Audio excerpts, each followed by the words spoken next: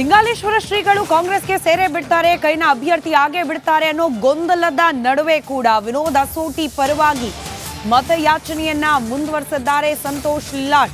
ಯಾವಾಗ ಈ ರೀತಿಯಾದ ಚರ್ಚೆ ಬಂತು, ಲಿಂಗಾಲೇಶ್ವರ ಶ್ರೀಗಳನ್ನ ಹುಬ್ಬಳ್ಳಿ ಧಾರವಾಡ ಲೋಕಸಭಾ ಕ್ಷೇತ್ರದಿಂದ ಕಣಕ್ಕಿಳಿಸಬಹುದು ಕಾಂಗ್ರೆಸ್ ಅಭ್ಯರ್ಥಿಯಾಗಿ ಅನ್ನೋ ಚಿಂತನೆ, ಅದನ್ನ ಮೊದಲು ವಿರೋಧಿಸಿದವರೇನೆ ಸಂತೋಷ್ ಲಾಡ್.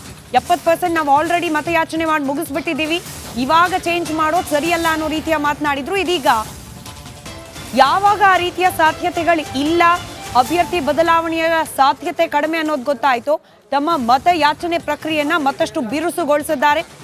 ವಿನೋದ್ ಅಸೋಟಿ ಅವರನ್ನ ಗೆಲ್ಲಿಸಿ ಲೋಕಸಭೆಗೆ ಕಳುಹಿಸಿ ಅಂತ ಹೇಳಿ ಮತಯಾಚನೆಯನ್ನ ಮಾಡಿದ್ದಾರೆ ಸಚಿವ ಸಂತೋಷ್ ಲಾಡ್. ಇವತ್ತು ವಿನೋದ್ ಅಸೋಟಿ ಅವರು ಇದ್ದಾರೆ, ದಯಮಾಡಿ ನಿಮ್ಮನ್ನೆಲ್ಲರಿಗೆ ಕಳಿ ಮನವಿ ಮಾಡಿಕೊಳ್ತೀನಿ. ಈ ಬರ್ತಕ್ಕಂತ 7ನೇ ತಾರೀಕು ವಿನೋದ್ ಅಸೋಟಿ ಅವರಿಗೆ ತಾವು ಆಶೀರ್ವಾದ ಮಾಡಬೇಕು.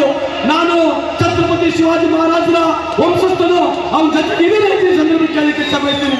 ವಿನಾಯಕ್ ಕುಲಕರ್ಣಿ ಅವರಿದ್ದಾರೆ, ಕೋಲ್ ರೆಡ್ಡಿ ಅವರಿದ್ದಾರೆ, ಪ್ರಸಾದ್ ಅಬ್ಬೆ ಅವರಿದ್ದಾರೆ, ವೇದಿಕೆ ಬೆಳೆರ್ತಕ್ಕಂಥ ಎಲ್ಲ ಮುಖಂಡರುಗಳು ನಾವಿದ್ದೀವಿ. ಇಲ್ಲಿ ಸೇರಿರ್ತಕ್ಕಂಥ ಮಹಾಜನತೆಗೆ ದಯಮಾಡಿ ತಾವೆಲ್ಲ ವಿನೋದ್ ಅಸೋಟಿ ಆಶೀರ್ವಾದ ಮಾಡಿ ಕಾಂಗ್ರೆಸ್ ಪಕ್ಷದ ಆಶೀರ್ವಾದ ಮಾಡಬೇಕಂತ ಈ ಸಂದರ್ಭ ಹೇಳಿ ಪುನಃ ಮತ್ತೊಮ್ಮೆ ಸೇರಿರ್ತಕ್ಕಂಥ ಎಲ್ಲ ಮಹಾಜನತೆಗೆ ವಂದಿಸಿ ನನ್ನ ಮಾತನ್ನು ಮುಗಿಸ್ತೇನೆ. ಜೈ ಹಿಂದ್, ಜೈ ಕರ್ನಾಟಕ. ಇವತ್ತು ವಿನೋದ್ ಅಸೋಟಿ ಅವರು ಇದ್ದಾರೆ, ದಯಮಾಡಿ. ನಮಸ್ಕಾರ, ಕರ್ನಾಟಕ ಪ್ರೈಮ್ ಟೈಮ್ಗೆ ಸ್ವಾಗತ. ನಾನು ಜಯಪ್ರಕಾಶ್ ಶೆಟ್ಟಿ.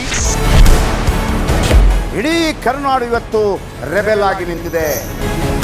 ಈ ಹಗರಣಗಳನ್ನು ಸದನದಲ್ಲಿ ಪ್ರಸ್ತಾಪ ಮಾಡಲು ಕೂಡ ಕಾಂಗ್ರೆಸ್ ಹಿಂದೇಟು ಹಾಕಿದ್ದೇಕೆ? ನಿಮ್ಗೆ ಸಂಬಳ ಅದಕ್ಕೆ, ನಿಮಗೆ ವಾಹನ ಅದಕ್ಕೆ, ನಿಮಗೆ ವೆಪನ್ ಅದಕ್ಕೆ, ನೀವು ಅದನ್ನು ಸೆರೆ ಹಿಡಿಬೇಕಾಗಿದೆ. ನೀವು ವಿದ್ಯುತ್ ಬರ ಇದೆ ಅಂತ ಹೇಳ್ತಾ ಇದ್ದೀರಿ, ಎಲ್ಲಿ ಬರ ಇದೆ ನೀವು ಹೇಳಬೇಕು.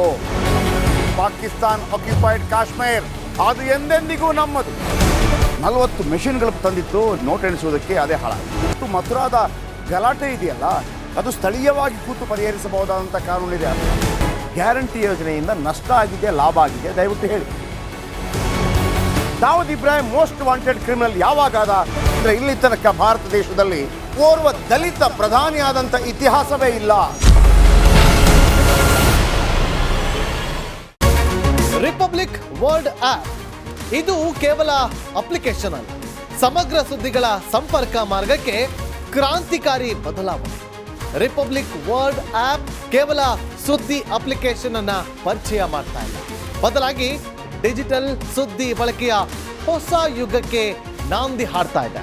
ಇದೊಂದು ಬ್ರೇಕಿಂಗ್ ನ್ಯೂಸ್, ಪ್ರಭಾವಶಾಲಿ ಕಾರ್ಯಕ್ರಮಗಳಿಗೆ ಗಟ್ಟಿಯಾದ ವೇದಿಕೆ. ರಿಪಬ್ಲಿಕ್ ವರ್ಲ್ಡ್ ಅಪ್ಲಿಕೇಶನ್ ಈಗ ಲೈವ್ ಆಗಿದೆ. ಗೂಗಲ್ ಪ್ಲೇ ಸ್ಟೋರ್ ಮತ್ತು ಆಪಲ್ ಆಪ್ ಸ್ಟೋರ್ ಎರಡರಲ್ಲೂ ಲಭ್ಯವಿದೆ. ಈಗಲೇ ಡೌನ್ಲೋಡ್ ಮಾಡಿ.